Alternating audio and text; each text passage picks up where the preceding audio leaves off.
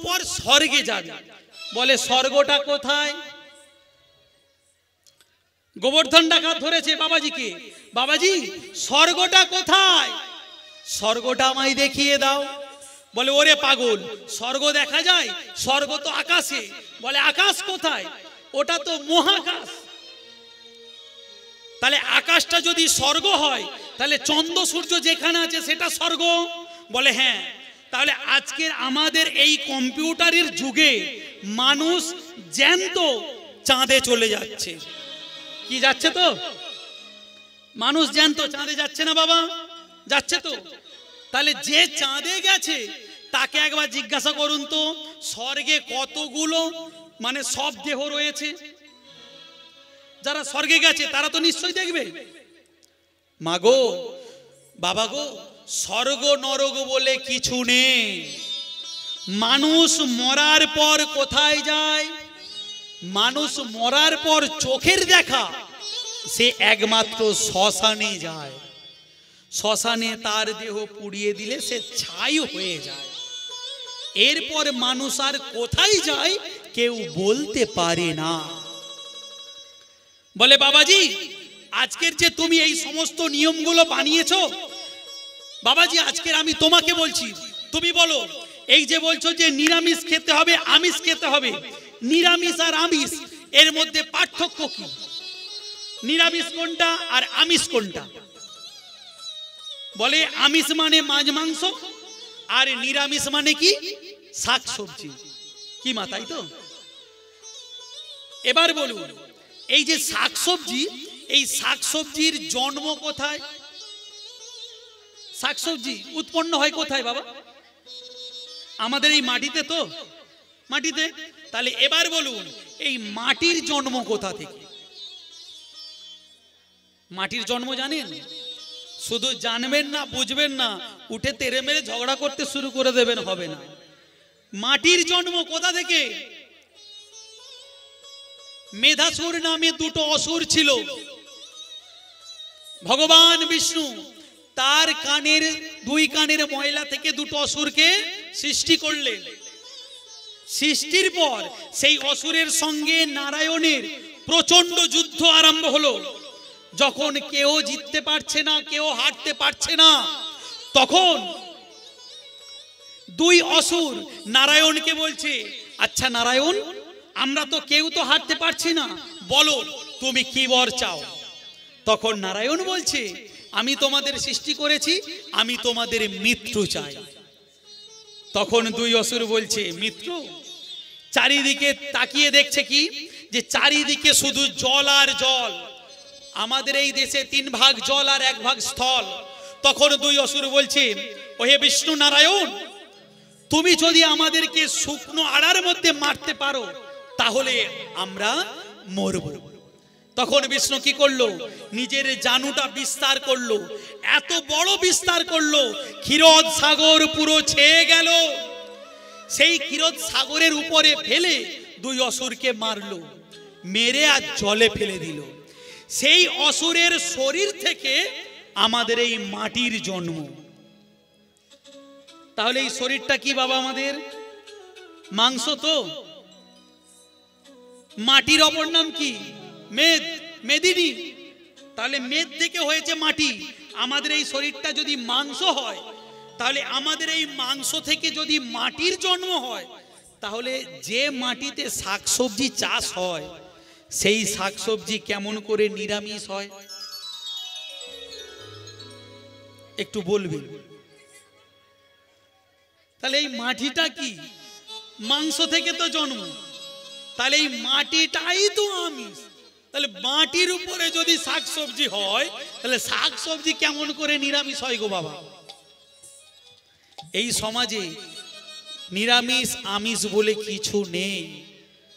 আপনি খাবেন যেটা আপনার শরীরে স্যুট করবে সেটা আপনি খেয়ে যান, তা না হলে আপনার শরীরে স্যুট করবে না, আপনি তেড়ে মেরে খাবেন, আপনার তো বদহজম হবেই হবে। আমাদের পাড়ার মধ্যে আমার একটা দিদি, সে হচ্ছে মাতাজি হয়েছিল, বুঝতে পেরেছেন?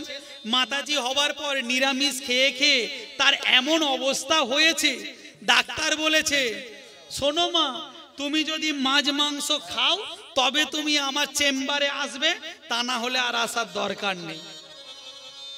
সেই দিদি কি করলো, মালা ঝোলা ফেলে দিয়ে মাছ মাংস খাওয়া শুরু করলো, তবে তার শরীরটা ঠিক হলো। আর আপনি বাবাজিদেরকে জিজ্ঞাসা করবেন যে বাবাজি আমার তো শরীরটা বড় দুর্বল হয়ে যাচ্ছে, আমি কি করব? ওরা বলবে ওরে মা, ভগবান তোর পরীক্ষা নিচ্ছে, তুই ভগবানকে ডেকে যা, হ্যাঁ একদিন না একদিন তুই সেরে যাবি। আপনি ভগবানকে ডেকেই যাচ্ছেন, আপনি আর সুস্থ হতে পারছেন না। শেষে আপনাকে যেতে হবে কোথায়? নার্সিং হোম বা হসপিটাল, তবেই আপনি সুস্থ হবেন, তা না হলে সুস্থ হতে পারবেন না। আজকের এই সমাজে বাবাজির প্রভাব প্রায় বেড়েই চলেছে, কি তাই তো?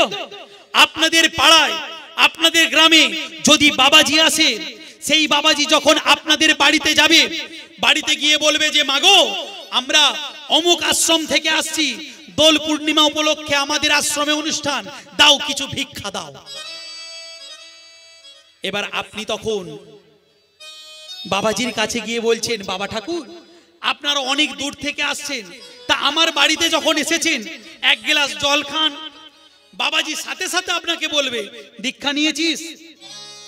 যদি বলেন যে না দীক্ষা নিইনি, তোর ছোঁয়া খাবো না, তোর ছোঁয়া আমি নেব না, আপনি সাথে সাথে বলবেন আচ্ছা বাবাজি তুমি যে আমার বাড়ি এসেছো, আমার বাড়ি এসে এই ভিক্ষা চাইছো, তা আমার তো দীক্ষা হয়নি, আমি যে ভিক্ষাটা দেব সেটা তুমি নেবে কেমন করে? বলে ওরে মা, আমরা তো চাল ডাল নিই না, টাকা পয়সা দিলে ওতে কোনো নিয়ম থাকে না, টাকা পয়সার বেলায় সব মাপ, কিন্তু খাবার বেলায় যত গন্ডগোল, তাই না? আপনাদের এ সাইডে হয় কিনা জানি না, আমাদের ও সাইডে হয়। আপনাদের এদিকে কি নামহট্ট হয়? নামহট্ট এখন বেরিয়েছে না নামহট্ট? পাড়ায় পাড়ায় আসে, পাড়া থেকে চাঁদা তুলবে, চাঁদা তুলে আপনাদের পাড়াতেই রান্না হবে, আপনাদের চাল, আপনাদের ডাল, আপনাদের সমস্ত কিছু নেবে, কিন্তু আপনারা ছুঁতে পারবেন না। কেন? কারণ আপনারা সাংসারিক মানুষ। ওরা কি বলে, সংসার ছেড়ে আমাদের কাছে আয় তবে তোরা উদ্ধার হবে। আবার সংসার ছেড়ে আপনি যাবেন, কিন্তু ওরা সঙ্গে সঙ্গে আপনাকে দীক্ষা দেবে না, বলবে আগে তুই নিজেকে তৈরি কর, দীক্ষার উপযুক্ত করে নে, তারপর তোকে দীক্ষা দেবে। এইবার পাড়ার মধ্যে যখন রান্না বান্না হয়, বুঝতে পেরেছেন? এই যে গরমকাল এসে গেছে, এঁচড় কাটা হয় না? এঁচড় কাটার সময় বলছে ও বাবা, এঁচড় কাটতে গেলে তো হাতে মাখামাখি হয়ে যাবে, বলে ওই বাড়ি থেকে গোটা দুই মেয়েকে ডেকে আন। মায়েরা যখন এসেছে, কেন বাবা? বলে মা এঁচড়টা কেটে দাও। বলে কেন? এই তো বললেন যে ছোঁয়া যাবে না, তাই এঁচড়টা কাটবো কেন? বলে আমরা অনুমতি দিলে ছোঁয়া যায়। মানে বুঝতে পেরেছে, ওরা অনুমতি দিলে ছোঁয়া যায়, তা না হলে ছোঁয়া যাবে না। রান্না বান্না করে আপনাকে খেতে দেবে, দূর থেকে কুকুরের মতন ছুঁড়ে দেবে, প্রায় এক হাত দূর থেকে ফেলে দেবে। আর ওরা খাবে আলাদা ভাবে, আপনারা খাবেন খিচুড়ি, আর ওরা খাবে কি পনির, কাজু বাদাম, পেস্তা বাদাম। বাবাজিদের শরীরগুলো দেখেছেন কেমন হয়েছে? হ্যাঁ সত্যি সত্যি বাবা, এরা যদি খাটাখাটুনি করে খেত না, দেখতেন এদের কিন্তু শরীরটা এই রকম হতো না। তাই আজকে গোবর্ধন ডাকাত বলছে, ও বাবাজি তুমি আমায় বলে দাও, তুমি কেমন বাবাজি, তুমি কেমন বাবাজি, নামের তুমি বিচার করো কেমন বাবাজি, তুমি কেমন বাবাজি, তুমি কেমন বাবাজি, নামের তুমি বিচার করো কেমন বাবাজি, তুমি কেমন বাবাজি, কেমন বাবাজি, নামের তুমি বিচার করো কেমন বাবাজি, কেমন বাবাজি, তুমি কেমন বাবাজি, নামের তুমি বিচার করো কেমন বাবাজি। যেই নাম সেই কৃষ্ণ, যেই নাম সেই কৃষ্ণ, যেই নাম সেই কৃষ্ণ ভজ নিষ্ঠা করি, নামের সহিত আছে আপন শ্রীহরি। যেই নাম সেই কৃষ্ণ, যেই নাম সেই কৃষ্ণ ভজ নিষ্ঠা করি, নামের সহিত আছে আপন শ্রীহরি। যেই নাম সেই কৃষ্ণ ভজ নিষ্ঠা করি, নামের সহিত আছে আপন শ্রীহরি। যেই নাম সেই কৃষ্ণ ভজ নিষ্ঠা করি, নামের সহিত আছে আপন শ্রীহরি। কেমন বাবাজি, কেমন বাবাজি, নামের তুমি বিচার করো কেমন বাবাজি। কেমন বাবাজি, তুমি কেমন বাবাজি, নামের তুমি বিচার করো কেমন বাবাজি। কেমন বাবাজি, কেমন বাবাজি, নামের তুমি বিচার করো কেমন বাবাজি। কেমন বাবাজি, তুমি কেমন বাবাজি, নামের তুমি বিচার করো কেমন বাবাজি। ও বাবাজি, তুমি কেমন বাবাজি যে তুমি নামের বিচার করো? এই সমাজে উঁচু নিচু বলে কিছু নেই। একাদশী কে করবে কি করবে না যে যার মর্জি ব্যাপার। যার ইচ্ছা হবে সে করবে, যার ইচ্ছা হবে সে করবে না, এটা যে যার ব্যক্তিগত ব্যাপার। তাই বলে এই নয় যে ধরে বেঁধে একাদশী করাতে হবে। আচ্ছা বাবা, এই যে একাদশী আগে কারা করত? আগে কি সদবারা করত? বিধবারা করত তো, এটা তো সবাই জানে। আচ্ছা, তাহলে বিধবারা করত। এবার বলুন, সতীদাহ প্রথা নিষিদ্ধ করেছিল কে? রাজা রামমোহন রায়। তাহলে যখন সতীদাহ প্রথা ছিল, এই সমাজে কতগুলো বিধবা ছিল?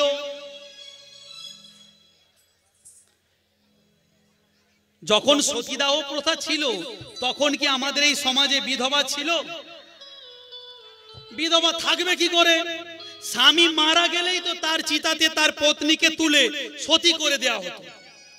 স্বামী মারা যাওয়া মানে তার পত্নীকে তুলে সতী করে দিত। তাহলে স্বামী স্ত্রী দুজনেই মরে গেল, তাহলে বিধবা হলো কোথা থেকে? তাহলে তখন তো বিধবা ছিল না। তাহলে তখন একাদশী কারা করত? এবার বলুন, তখন কারা করত? মাগো, এই একাদশী এ সমস্ত ধান্দাবাজি ব্যবসা, এটার কিছু নয়। আপনার 5 বছরের ছেলে, আপনারা তাকে জোর করে একাদশী করাচ্ছেন। হ্যাঁ, কেন? কারণ আপনি যত শুকনো হয়ে থাকবেন আপনার মস্তিষ্ক দুর্বল হয়ে পড়বে। যে সমস্ত মায়েরা বাবারা একাদশী করেন, বুকে হাত রেখে একটা সত্য কথা বলুন তো, যেদিন আপনারা একাদশী করেন সেই দিন সন্ধ্যাবেলা কি দুপুরবেলা আপনাদের মাথাটা একটু ঝিমঝিম করে? হ্যাঁ কি না? করে তো? সেই দিন আপনারা ঠিকঠাক মতো কাজ করতে পারেন না। কেন? কোনো একটু ভারী কাজ করতে গেলে আপনাদের কষ্ট হয়, নিঃশ্বাসের কষ্ট হয়, মাথা ব্যথা হয়। তাহলে কাজ কারা করে? যে কোনো ব্যক্তি যদি একটু বেশি ভারী কাজ করতে পারে, ভারী কিছু জিনিস তুলতে পারে, তাকে কি বলে? এর গায়ে অসুরের মতন শক্তি। তাহলে কাজ করতে গেলে অসুরের মতন শক্তি হওয়ার দরকার। তাহলে যে ব্রত করলে আপনাদের মাথা ঘুরবে, শ্বাসকষ্ট হবে, সেই রকম কোনো ব্রত করার কোনো প্রয়োজন আছে কি? বলুন। এই কথাগুলো যদি কারোর মনে লেগে থাকে তাহলে আজকের পর থেকে আর কোনোদিনও একাদশী করবেন না। যদি বলেন যে আমি আমার শরীরটা ঠিক রাখবো, আমার শরীরটা সুস্থ রাখবো, একাদশী ত্যাগ করুন। আপনি বাড়িতে গিয়ে ঠান্ডা মাথায় বিছানায় শুয়ে ভাববেন আপনার শ্বশুর শাশুড়ি আগে ছিল, তারা একাদশী করেনি, তারা মরেছে, তাদেরকে শ্মশানে পুড়িয়েছেন, তাহলে তারা স্বর্গে গেছে না নরকে গেছে আপনি কি জানেন? আর যে বাবাজিরা আপনাদেরকে বলছে যে একাদশী করো একাদশী করো, তা না হলে স্বর্গে যাবে, সেই বাবাজিকে আপনারা প্রশ্ন করুন, আমাদের শ্বশুর শাশুড়ি, আমাদের বাবা মা, তারা তো একাদশী করেনি, তারা কোথায় গেছে তার প্রমাণ দাও। এরা তখন কি বলবে? বিশ্বাসে মিলাই বস্তু তর্কে বহুত। যে তোমরা বিশ্বাস করো যে তোমাদের শ্বশুর শাশুড়ি স্বর্গে গেছে, আপনি তৎক্ষণাৎ বলবেন আচ্ছা বাবাজি, আমি বিশ্বাস করলাম যে আমার শ্বশুর শাশুড়ি স্বর্গে গেছে। এবার আপনি বলুন, এই যে আশ্রমটা আপনার নামে তো, তা আশ্রমটা আপনি আমার নামে করে দিন, আর আপনিও বিশ্বাস করবেন যে আশ্রমটা আপনারই আছে। কি কেউ কি করবে? যে ও বাবাজি, আমাদেরকে প্রলোভন দেখিয়ে, স্বর্গ নরকের ভয় দেখিয়ে আপনি এই যে 10 বিঘা জমি কিনেছেন, ওই 10 বিঘা জমিটা আপনি আমার নামে করে দিন, আর আপনি বিশ্বাস করবেন যে জমিটা আপনার নামেই আছে, কাগজ করে দিন আমার। বলবে কি বলবেন?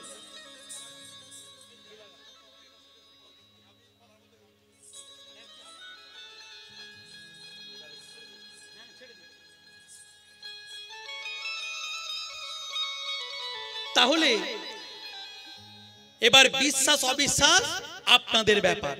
প্রেম সে নিতাই গৌর হরি বল, নিতাই গৌর হরি বল, নিতাই গৌর হরি বল।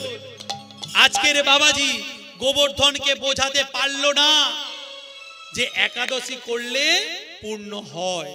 বলে গোবর্ধন, তোকে বাবা আমি বোঝাতে পারবো না। হ্যাঁ, তা তোর কথা মতো আজকের থেকে আমিও আর একাদশী করব না। তাহলে দেখুন, একটা ডাকাত সে একটা বাবাজির চেতনা ফিরিয়ে দিল।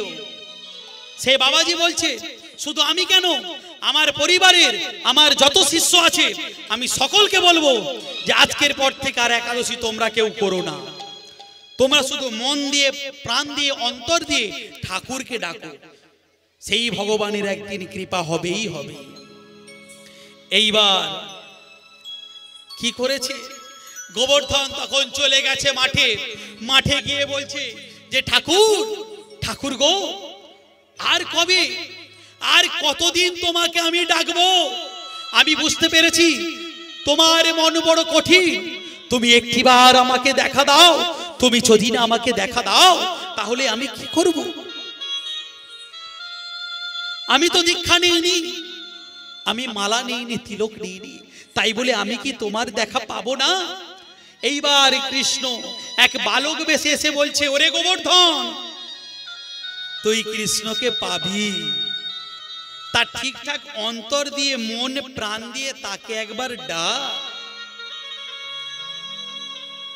কারণ কৃষ্ণ উঁচু নিচু, উঁচু জাত নিচু জাত এসব মানে না।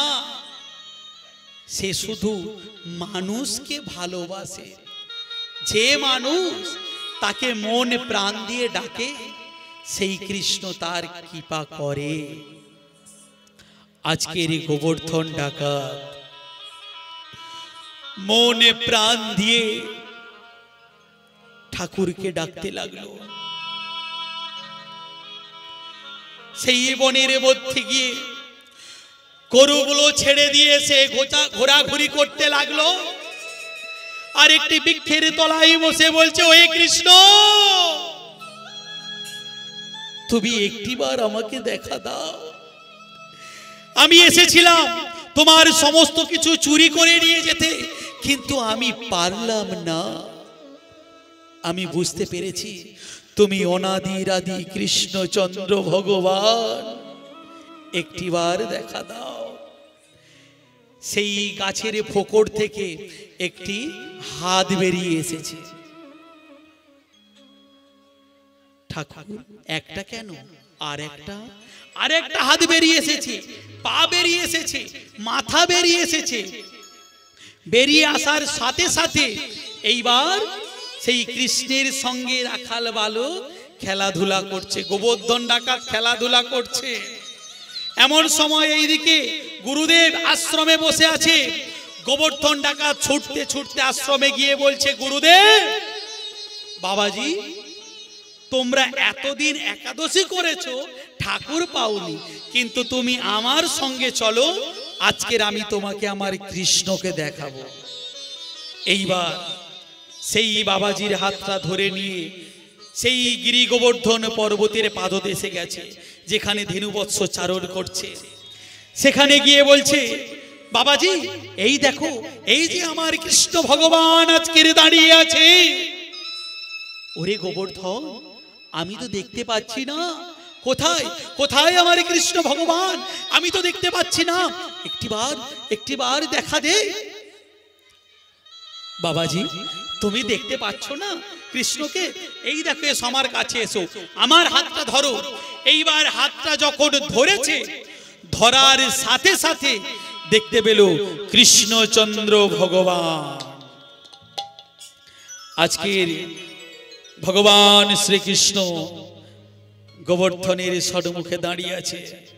বাবাজি বলে উঠল, ওরে গোবর্ধন, জানি না কোন সুকৃতির ফলে আমি তোকে কাছে পেয়েছিলাম।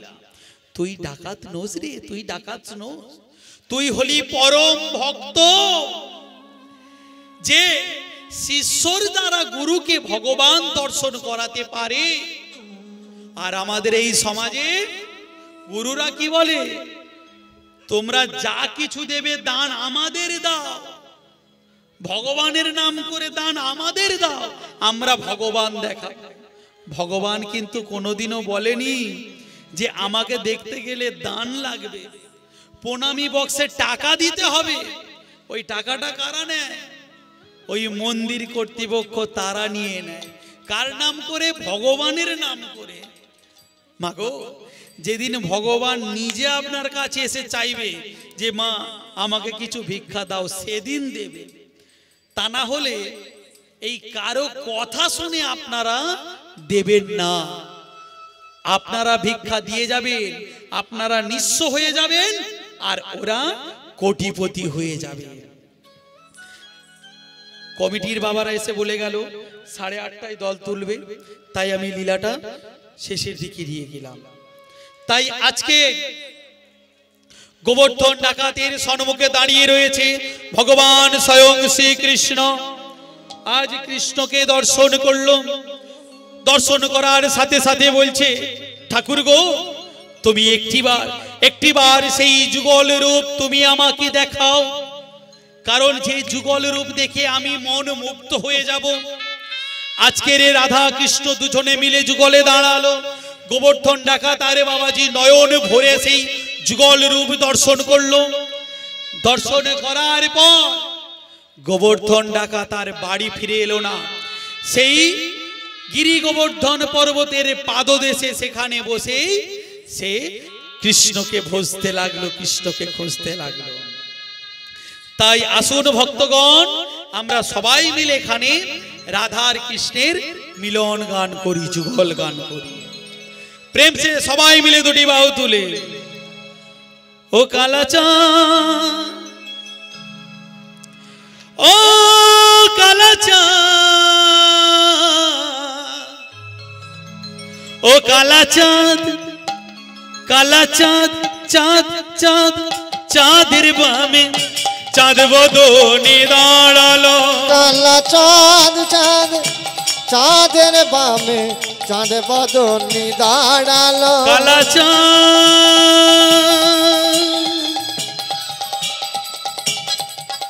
ও কালাচাঁদ, কালাচাঁদ, কালাচাঁদ, চাঁদ চাঁদ চাঁদের বামে চাঁদ বদনে দাঁড়ালো। কালাচাঁদ, কালাচাঁদ,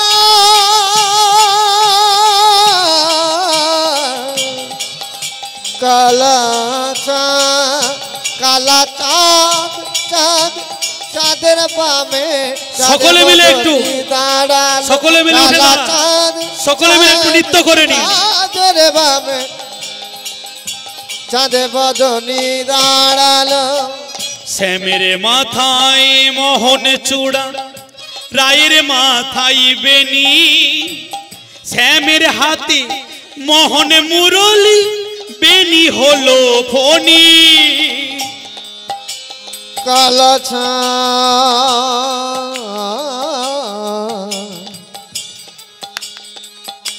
কালা চাঁদ ও কালা চাঁদ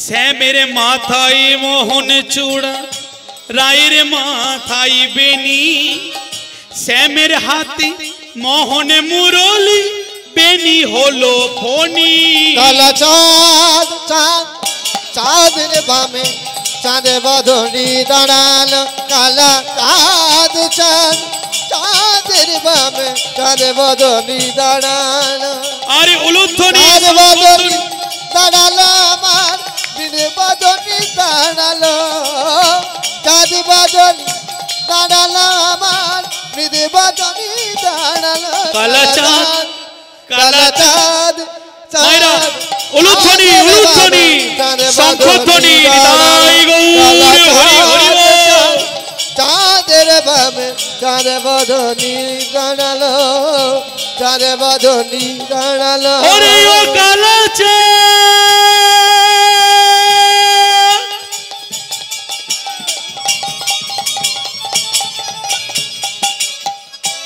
কালা চাঁদ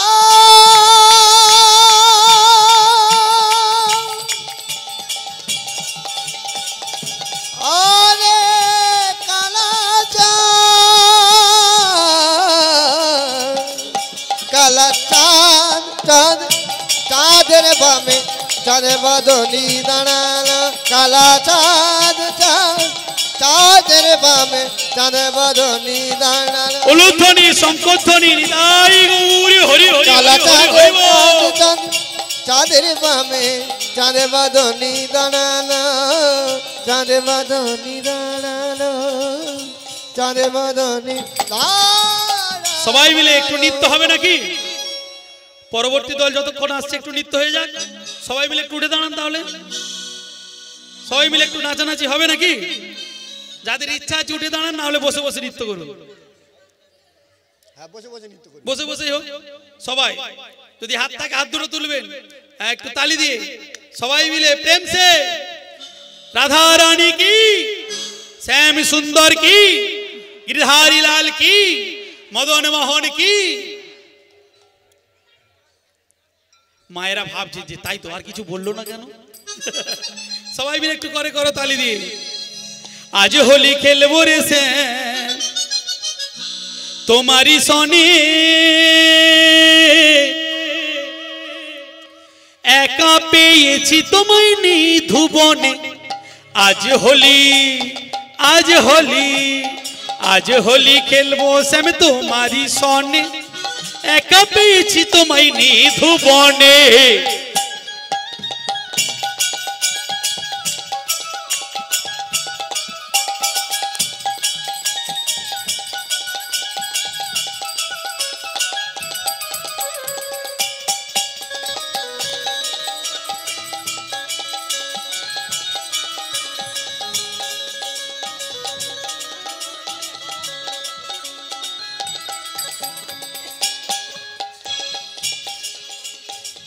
अकेला पेয়েছি হেথা পালাইয়া যাবে কোথা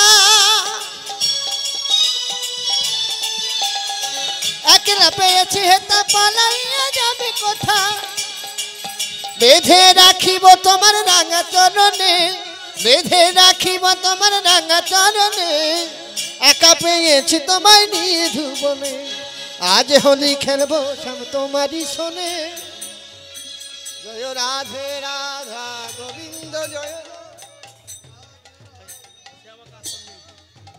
রাধে রাধা গোবিন্দ।